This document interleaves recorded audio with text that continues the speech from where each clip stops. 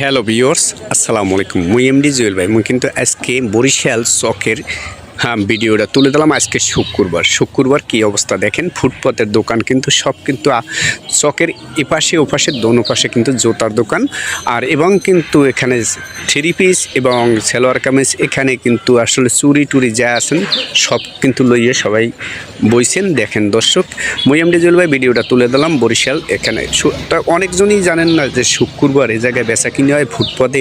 এখানে কিন্তু দেখেন কি সুন্দর জুতা সাজাই রাখছে, কারণ আজকে কিন্তু এই দোকান বড় বড় দোকানগুলো সব বন্ধ। এই সামনে কিন্তু দেখেন খুবই কিন্তু জমজমাট উঠছে বরিশাল চকে।